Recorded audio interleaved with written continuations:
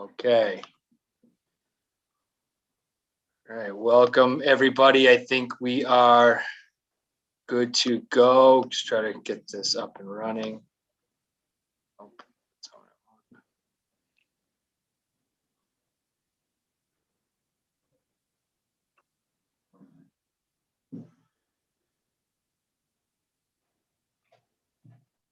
okay. Welcome, everybody, to the BLS Fall 2021 Sports Information Meeting. It's being streamed live on YouTube. Myself, and you'll see athletic trainer Cordy McTagg here. She's going to have something to say about the athletic training piece of our athletic department a little later in the program. Hoping this will only take about a half an hour. This is kind of sort of a unique way we're doing this. We've done this in person several times. We did this for the sports banquet last night, streaming through YouTube and using us through Zoom. So we're hoping that this will reach the masses, and get this information out to you. Several of you have already sat through this several times. Things do change year to year. This is really to get information out to the new families is most important. They want to get that information, the tryout information, a lot of our rules and regulations. There's going to be a lot that goes into this tonight. You don't have to take it all in. This will be recorded. In addition, these slides will also be posted on the BLS Athletics website. So just try to take in as much as possible tonight and try to just enjoy the show. So my name is Jack Owens. I'm the Director of Athletics at BLS. My email is here. It is jowens2@bostonpublicschools.org. With this format, we don't have a chat or a Q&A. So if you have any questions, feel free to email me. Our website, I'm going to get into that a little bit. That's at bls.org/athletics. There'll be constant updates throughout the summer on there. And our Twitter and Instagram handles are listed as such. At BLS_athletics, and then Instagram BLS athletics, all one word. You'll see updates and a lot of info, especially on the Twitter feed through that. Our mission statement, we strive to provide a safe, comprehensive, and effective athletic experience for the student athlete. Goal is to provide a positive, rewarding experience for each individual student athlete. We believe excellence in the classroom is matched by excellence on the playing fields. The product being put forth on the playing field should reflect the product displayed in academics. Common theme that I believe in very much is that athletics is co-curricular, not extracurricular. It's right in line with the academic piece. So the day, the day doesn't end at 2:30. If you're an in-season athlete, you are a part of the process. What you do in the classroom, how you act, how you conduct yourself, how you carry yourself should extend to the athletic field. Here's a list of our fall sports that we're going to be offering. Runs from August 2021 to November of 21. I'm going to get into the dates in just a second for tryouts. But as you can see here, we offer cheerleading, cross country, golf, football, soccer, swimming, and volleyball. There's an error there. We don't actually offer boys swimming in the fall. It's actually just boys swim in the winter season. That's a typo. But all those others are correct. Those are on the right side, you'll see the levels that we offer. Sometimes we offer a little bit, depending on numbers, we'll offer maybe a third level football program or other levels if that's possible. But those are the levels that we offer. Those are the sports that we offer. And for our incoming families, especially you seventh graders, incoming sixies, don't be alarmed by when you see varsity, JV, and freshmen. Those are just the designations of our top level, the second level, and third level. We've had seventh graders participate at all three levels for a very long time. So you definitely, whatever sport you're interested in, my advice is to go out and try out and give it your best shot, because you may, in fact, make one of these teams. In sports such as cross country, football, and swimming, we don't cut anybody. So if you come out for the team, we'll find a spot for you, within reason. Here's our tryout information. This link is also on the BLS Athletics website. There's a more comprehensive list of sports, tryout locations, dates, coaches' contact information. That's all up on the website now. But to take a look here, you'll see that cross country meets at BLS and/or Franklin Park. Golf is at Franklin Park. Football meets at BLS. We practice at Clemente Field down the street. Soccer is out of West Roxbury High School. Swimming is out of Madison Park High School. We compete at the Murphy School in Dorchester, but practice at Madison Park. And volleyball is at BLS. And if you look on the dates, you can see that football starts on August 20th this year, and every other sport has the ability to start on the 23rd. You don't see leading there. They're going to start on the 23rd. Their tryouts have already started. If you're an incoming student and didn't get that information, if you're interested in cheerleading, please contact me or Coach Gina. Her information's on the website. If you have an interesting cheerleader, some information that went out on the bulletin and a few other means of communication, but just follow up with that if that's something that interests you. Quickly, just COVID protocols. I'm not going to get into these exclusively because we just don't know what's going to happen. I'm confident that we're turning a corner. This is basically what we followed this season's, all the seasons, so our fall 1, fall 2, winter, spring seasons, the things we had to do to get things done. The city of Boston Public Schools has been sort of behind the state in sort of a reopening and lifting of restrictions. We think we're, again, turning a corner, but if you can see here, these are what things we had to do, and we'll be updating these if we need to, if there's any type of mask policies or spectator restriction policies or anything at our venues. Those will be communicated throughout the summer, and more COVID protocols that we had to follow this year. And the MIAA will be releasing some additional protocols, including the Dual County League. We have our student athlete code of conduct here. I don't think I need to go through this extensively, but basically we are carrying ourselves, young adults. We're not disrespecting opponents. We're not disrespecting our teammates. We're not disrespecting our coaches, officials. We're not, using drugs, alcohol, tobacco products. We're just behaving. We're representing the Boston Latin Athletic Department in a positive manner at all times. I get a lot of phone calls from opposing coaches, from opposing parents, just telling us how great our kids are and the sportsmanship that we show. So I want that to continue. This chemical health rule, you'll see this on the MIA website, the MIA handbook, basically just says if you're found in possession or consuming, buying, or selling any beverage containing alcohol, any tobacco product, that includes vape pens, marijuana, steroids, or any controlled substance, you're subject to penalty by the school and the MIA. So your first offense is a suspension of 25% of your season. So for some of our sports, we play 20-game seasons. That would be a 5-game suspension. A second offense is 60% on top of that, which would result in an additional 12-game suspension if we were to play 20. And then you do the math for sports that play 10, 12, whatever other contests. The bona fide team member rule, you'll see this too. Basically, a bona fide team member is a student who's consistently present for and actively participates in all high school team sessions. You cannot miss practice or competition for a non-school athletic activity in a sport recognized by the MIA. So we see this, for instance, we had this come up this year in softball. We had a couple of our softball players are very good hockey players. They were playing in a national tournament for another program. Now, if they'd done this and not come to me and gone through the proper channels, there would have been a suspension involved. But both student athletes approached me, approached coach of the softball team, and we handled it. So if you do have a conflict in this regard and it's something extenuating, something that's important to you, something that'll help you in another sport, we're very understanding of that. But you just can't miss. If you're in soccer season, you can't miss for a basketball practice, or you can't miss, if you're playing football, you can't miss for a lacrosse practice, or vice versa. So if your loyalty is to your high school team, your first offense, I believe this might be changing to a 1-game suspension, not 25% of your season, but I need to double check that. And then there's an additional 25% of the season, and you're ineligible for tournament play.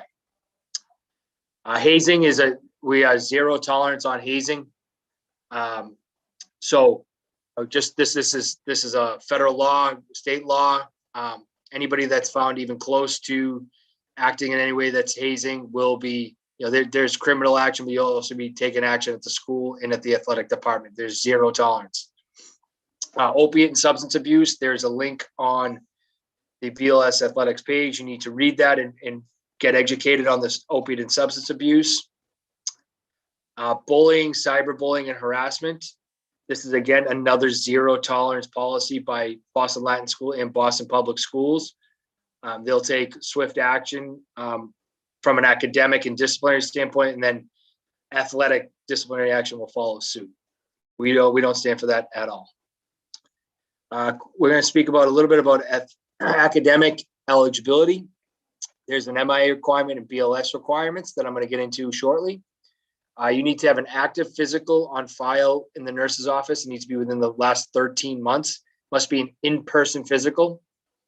You must make a virtual or in-person visit with the BLS nurse.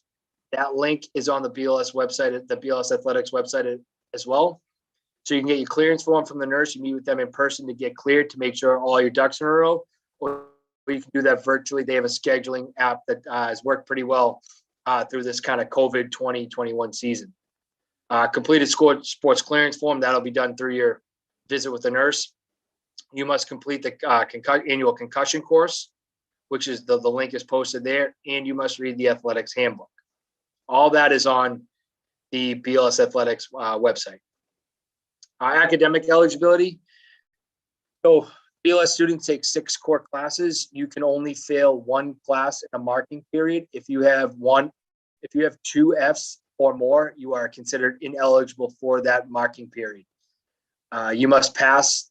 So returning students, you must have passed last year, this 2021 year, in order to be eligible for the fall. The academic eligibility of all students is official on the date report cards are issued. So, for instance, you will get into fall. It'll be the middle of term 1. Term 1 will end during the season when report cards are issued for term 1 grades. Then the clock restarts. So you'll be eligible. So term 2 will begin, but your term 1 grades will mark your eligibility as we move towards the end of fall into the winter season. So report card issue date is sort of that when the clock stops and then restarts for academic eligibility. So if you're ineligible for beginning of fall, you can then become eligible for the winter season after term 1 ends. And incomplete grades are not considered for eligibility. Reiterating the nurses' clearances, the in-person and virtual appointments. The link is on the site. Email an updated physical to the nurses prior to your appointment. That'll expedite the process. And this is very important, the availability. The nurses are available. They're going on summer vacation, but orientation begins in August. There'll be a 3-week orientation for incoming students. So the nurses are available August 2nd to the 20th, Monday through Friday, from 8:30 to 12:30. So please mark that in your calendar. So once you get your physical, if you have one coming up this summer, make sure that you book one of these appointments in this window. Getting to our athletic schedules, you want to go to the BLS website and go to team schedules. That'll take you to our dualcountyleague.org site. If you hit the Boston Latin School link, that'll take us to the athletics calendar where I post all of our schedules, and stay tuned on that for any updates. There's a app or sort of a way to subscribe to this notify me option on the athletic calendar. That way you can pick the team that you're, say for instance, you're on girls soccer this fall. You can click on girls soccer, you can click on varsity, JV, or freshman. And if I make a change on the athletics calendar, you'll get a notification. You can choose that to go to your text message or to your email or whatever you choose. So it's a very valuable and effective app that we use, or option to have for game changes. I also post it on Twitter, and I get it out to the parent reps and the coaches. There's last minute changes due to weather, bus issues, you name it, we could have it. So just make sure that you're staying on top of the athletics calendar and looking out for communications from myself and the coaching staffs. Games and practices, you need to commit to all games, practices, and team meetings. You need to address any absence with your coach. Unexcused absences may jeopardize retaining a position on your team. Your college visits, please do those out of season, you upperclassmen. Practice and games are held daily and usually on weekends.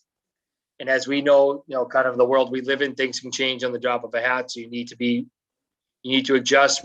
Games will shift, times will shift, a team, has to get shut down, things like that we hopefully don't have to go through again, but we need to be able to adapt. Just knowing what we've gone through over the last 15 months. No official practice may be held without a member of the coaching staff present. And as I said, games are often rescheduled due to inclement weather or unforeseen circumstances. Like I said, many of you that have been around through COVID. You've been around through buses not showing up. You've been around through inclement weather, you name it.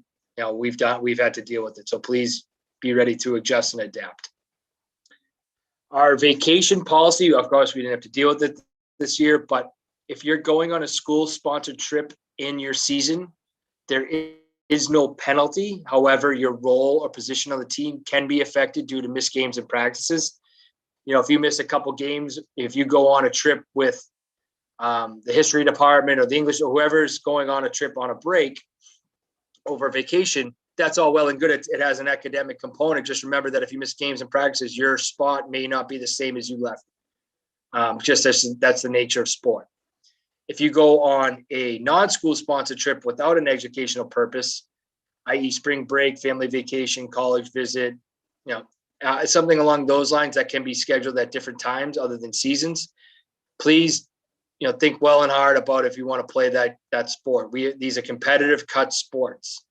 You don't want to take away an opportunity from someone else or a family that has sacrificed a vacation or other sort of opportunities to play a sport at BLS. So really think long and hard about that decision if you are to go during an athletic season. If you're not participating in a season, that's one thing. But if you're planning on being a winter or spring athlete, I would take that to serious consideration. And speaking with your coaches about these ASAP. Attendance, you must be in school to participate in a practice or game. You're tardy after 10 a.m., you cannot practice or play. Students marked constructively present on a given day can participate, but not excused absences. If you're CP on you do a college visit during a day, or if you're marked CP for any other reason, you can, but not an excused absence. Other reasons for missed practices and games must be communicated with the coaching staff. And then this is, attendance for in-person learning remain consistent during remote learning. We hope that we're not in a remote setting, but you must be marked present if you are learning virtually, just as if you were in person. Your playing time at the varsity level, it's the highest skill level and your best ability to interact with others for team success. Doesn't mean just because you're the best player, doesn't mean you're always out there.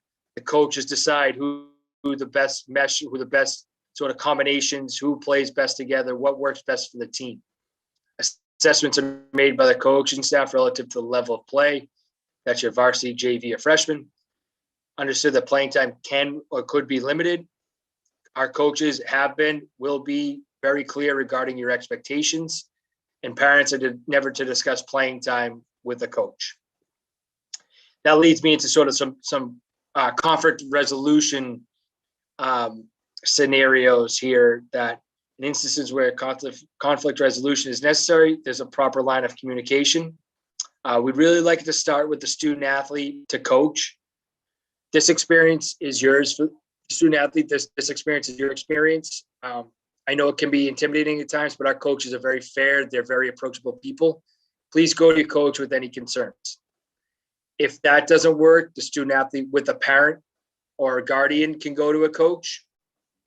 If the resolution has not been, if the conflict has not achieved a resolution, then the student athlete with parent to the athletic director, myself, or student athlete with parent to the headmaster. As you can see in all those, they involve the student athlete. Parents, we urge you not to contact coaches or myself or the headmaster without consulting with your student athlete first.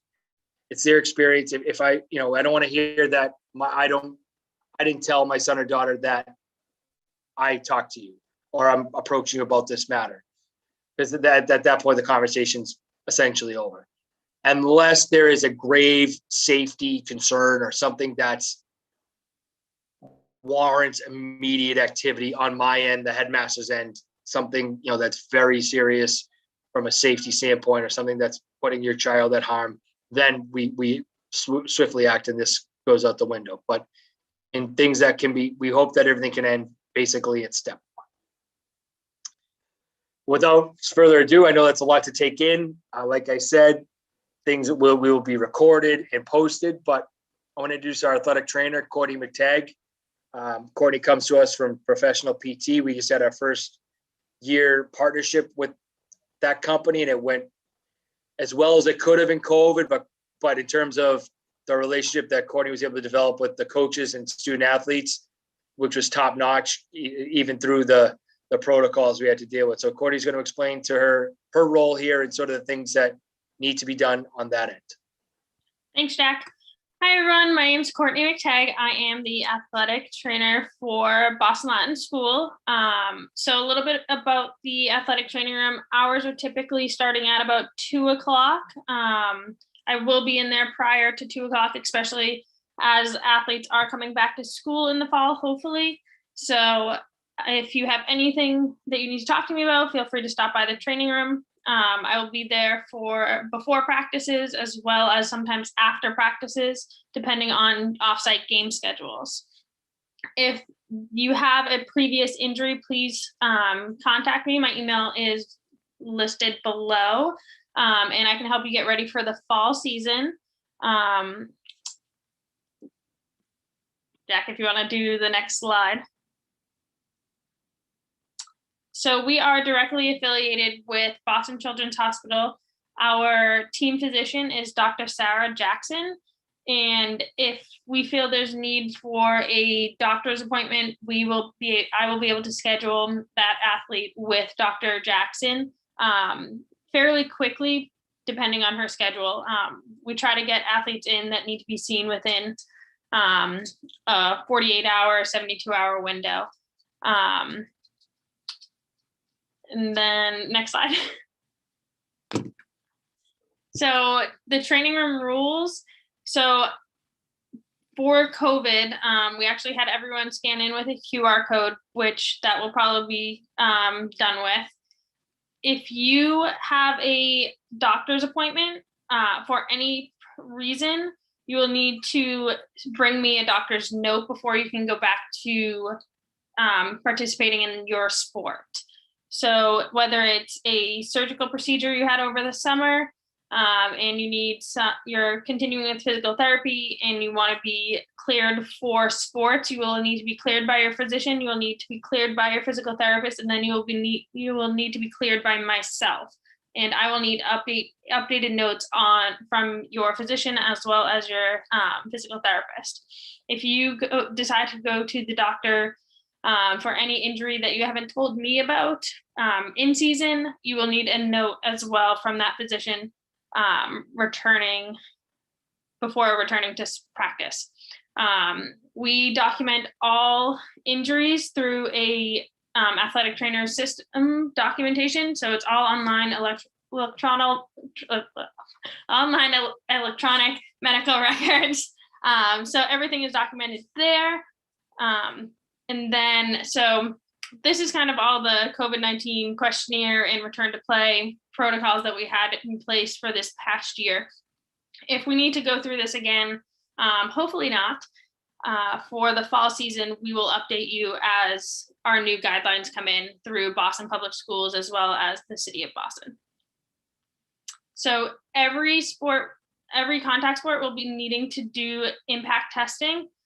So as soon as tryouts conclude, that first week or so after tryouts for the fall sports, it'll be football, boys soccer, and girls soccer will need to complete a baseline test. If you completed it this past year in 2020 and 2021 season, you will not need to redo a baseline.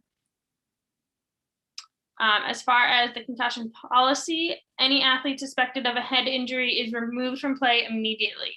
At-home care instructions will be given, as well as contacting your parent or guardian.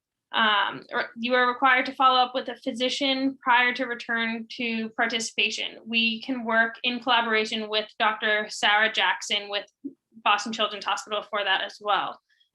If you need any academic accommodations, the nurses team will be contacted and we can make those accommodations for you. This return to play protocol is a 5 to 7 step process, and it's a gradual return to play.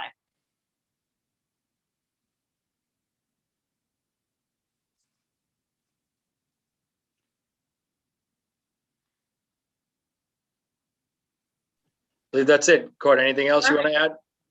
Nope, we will update you with any COVID protocols that we need to as soon as we get those guidelines in from Boston Public Schools. Excellent, thank you.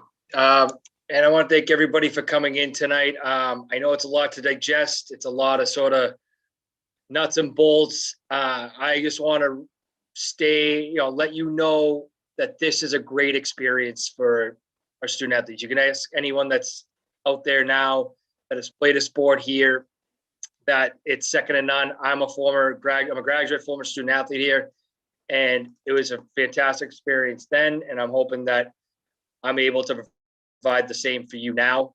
We just, coming off a COVID season where we still won 12 league championships. We compete very well in the Dual County League. We compete very well at the state level. For anybody that says we're academics first and foremost, of course, but athletics is right there. We strive to be the best in our area as well. So, I want you to take this seriously, but also and take what I said seriously about the rules and regulations, because if you follow those, you're gonna have an awesome experience. So, thank everybody for coming. Again, any questions, feel free to email me. However, just let it be known that there will be a lot of updates coming throughout the summer, some communications from the headmaster, the head of school, her assistant, Martha Pierce, or myself, or, on the website, Twitter, Instagram, there'll be several ways to find out information. But if you do need to email, my email is jowens2@bostonpublicschools.org. I want to thank everybody for taking time out of their night, and have a great summer, and we'll see you in August.